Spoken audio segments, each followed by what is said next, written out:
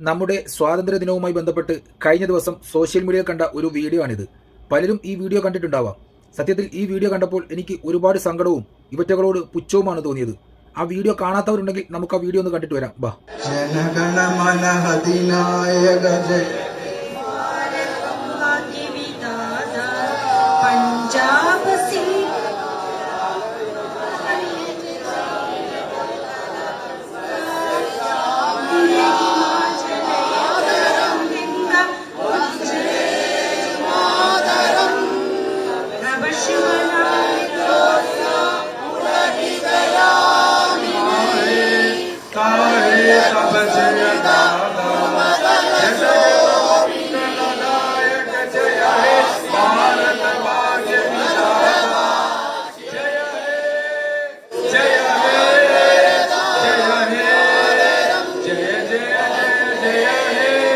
നമ്മുടെ രാജ്യത്ത് രാഷ്ട്രീയ വിയോജിപ്പുകളും മത്സരങ്ങളുമാകാം.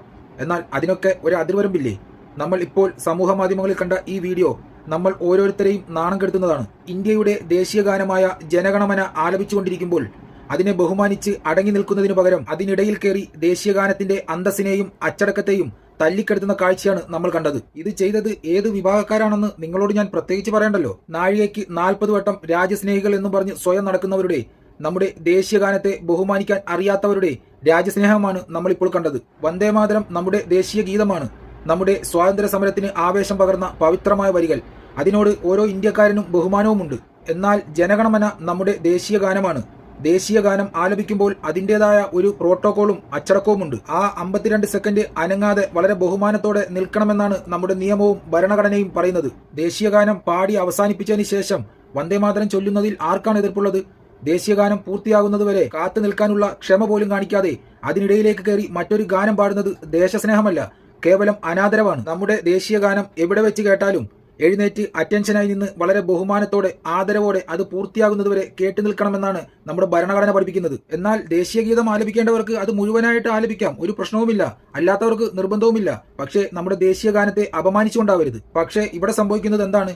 ആരാണ് കൂടുതൽ വലിയ ദേശസ്നേഹി എന്ന് തെളിയിക്കാനുള്ള വാശിയോ മത്സരമോ, അതോ ഒന്നിൽ പിടിച്ച് മറ്റൊന്നിനെ ചെറുതാക്കാനുള്ള രാഷ്ട്രീയ കളിയോ? എന്തായാലും സംഘികളെ, നിങ്ങൾ എത്രത്തോളം നാറിയ കളി കളിച്ചാലും രാജ്യസ്നേഹികളെയും രാജ്യദ്രോഹികളെയും ജനങ്ങൾ ഇതുപോലുള്ള തരം താഴ്ന്ന പ്രവൃത്തികൾ ചെയ്യുന്നത് കണ്ടിട്ട് വിലയിരുത്തുന്നുണ്ട്. ദേശീയ ഗാനവും ദേശീയ ഗീതവും തമ്മിൽ മത്സരിപ്പിക്കേണ്ടെന്നല്ല, രണ്ടിനും അതിൻ്റെതായിട്ടുള്ള സ്ഥാനവും പ്രാധാന്യവുമുണ്ട്. ദേശീയ ഗാനം പാടുമ്പോൾ അതിനിടയിൽ എന്തു പാടിയാലും അത് ആ ഗാനത്തോടും നമ്മുടെ ഭരണഘടനയോടും ചെയ്യുന്ന വലിയ തെറ്റാണ്. ഇത്തരത്തിലുള്ള വിവരക്കേടുകൾ കാണിച്ചിട്ട് അതിനെ ദേശസ്നേഹം എന്ന് പറഞ്ഞ് അപമാനിക്കരുത്. ഈ ഒരു വിഭാഗം പണ്ടും ഇങ്ങനെ തന്നെയായിരുന്നു.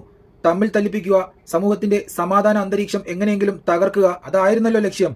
തുടർന്ന് അതിന്റെ ബാക്കി പത്രം അവരുടെ അനുയായികൾ ഇപ്പോഴും ചെയ്തുകൊണ്ടിരിക്കുന്നു എന്ന് മാത്രം. നമ്മൾ ഇവിടെ വാശി പിടിച്ച് അടികൂടുമ്പോൾ ഇത്തരത്തിലുള്ള വീഡിയോകൾ കണ്ട് ചിരിക്കുന്നത് ബാക്കിയുള്ള ലോക രാജ്യങ്ങളാണ്. സ്വന്തം ദേശീയഗാനം ആലപിക്കുമ്പോൾ പോലും ഒരുമിച്ച് നിൽക്കാനോ അച്ചടക്കം പാലിക്കാനോ അറിയാത്ത ഒരു ജനതയാണോ നമ്മൾ എന്ന ചോദ്യമാണ് ഉയർന്നു വരുന്നത്. നമ്മുടെ മഹത്തായ ഇന്ത്യയെ ലോക രാജ്യങ്ങൾക്കിടയിൽ ഇത്രയധികം നാണം കെടുത്തിയ ഒരു ഭരണകൂടവും അനുയായികളും ഇതിനു മുമ്പ് ഉണ്ടായിട്ടില്ല. ഒരു വശത്ത് നമ്മൾ വൻ ശക്തിയാകാൻ കുതിക്കുന്നു എന്ന് പറയുമ്പോഴും മറുവശത്ത് ഇത്തരം ബാലിശമായ പ്രവർത്തികളിലൂടെ ലോകത്തിനു മുന്നിൽ നമ്മൾ സ്വയം അപഹാസ്യരായി മാറുകയാണ്. സ്വന്തം രാജ്യത്തിന്റെ ചിഹ്നങ്ങളെയും ഗാനങ്ങളെയും ബഹുമാനിക്കാൻ പഠിക്കാത്തവർ എങ്ങനെയാണ് രാജ്യത്തെ മുന്നോട്ട് നയിക്കുക? അതുകൊണ്ട് ദയവ് ചെയ്ത് ദേശസ്നേഹത്തെ നിങ്ങളുടെ വില കുറഞ്ഞ രാഷ്ട്രീയത്തിനും വാശികൾക്കുമുള്ള ആയുധമാക്കി മാറ്റരുത്. ദേശീയ ഗാനം മുഴങ്ങുമ്പോൾ അതിനെ പൂർണ്ണമായി ബഹുമാനിക്കുക.